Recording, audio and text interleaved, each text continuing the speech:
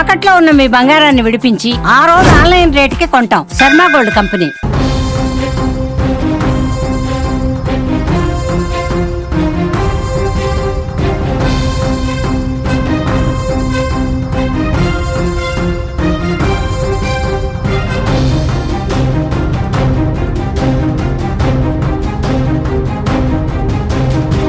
దేశ రాజధాని ఢిల్లీలో హై అలర్ట్ ప్రకటించారు.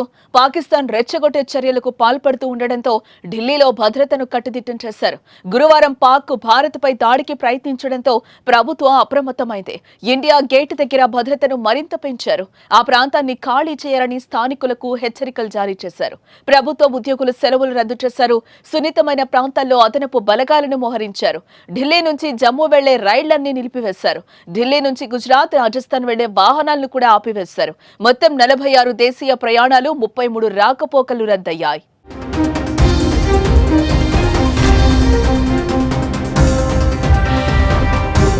మరోవైపు భారత్ పాకిస్తాన్ ఉద్రిక్తతల మధ్య అంతర్జాతీయ సరిహద్దును పంచుకుంటున్న రాజస్థాన్, పంజాబ్, గుజరాత్ రాష్ట్రాలు హై అలర్ట్ ప్రకటించాయి.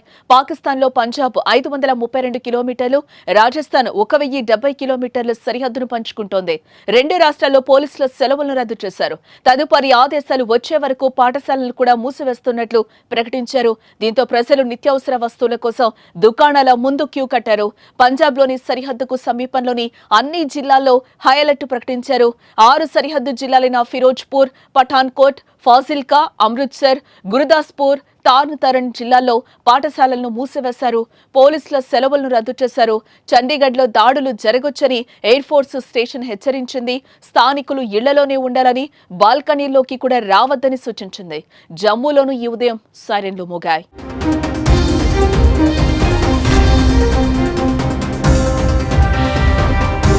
పాక్ సరిహద్దుల్లో కీలక ప్రాంతమైన జమ్మూ కశ్మీర్లో పూర్తిగా యుద్ధ వాతావరణం నెలకొందని చెప్పుకోవచ్చు. ముఖ్యంగా జమ్మూ, రాజౌరి, ఉధంపూర్, శ్రీనగర్ ప్రాంతాలను చీకట్లు కమ్ముకున్నాయి. జమ్మూ లక్ష్యంగా పాకిస్తాన్ వేసిన మిసైల్స్ ను భారత సైన్యం ఆకాశంలోనే పేల్చేసింది. ఈ పరిస్థితుల్లో ప్రభుత్వం కూడా అలర్ట్ అయింది. అటు గుజరాత్ సముద్ర తీరం వెంబడి భద్రత అప్రమత్తం చేసింది. ఇక హిమాచల్ ప్రదేశ్ లోనూ భారీగా భద్రతను ప్రభుత్వం ఏర్పాటు చేసింది. హమీపూర్, ఉనా, బిలాస్పూర్ భద్రతను పెంచింది. వీటితో పాటు సరిహద్దు రాష్ట్రాల్లోని ప్రముఖ దేవాలయాల దగ్గర తనిఖీలను ముమ్మరం చేసింది. దేశంలో యుద్ధ వాతావరణ పరిస్థితులు నెలకొన్న నేపథ్యంలో సరిహద్దు రాష్ట్రాల ప్రజలు ఇళ్లలోనే ఉండాలని, అత్యవసరమైతే స్థానిక అధికారులకు సమాచారం ఇవ్వాలని హెచ్చరికలు జారీ చేసింది.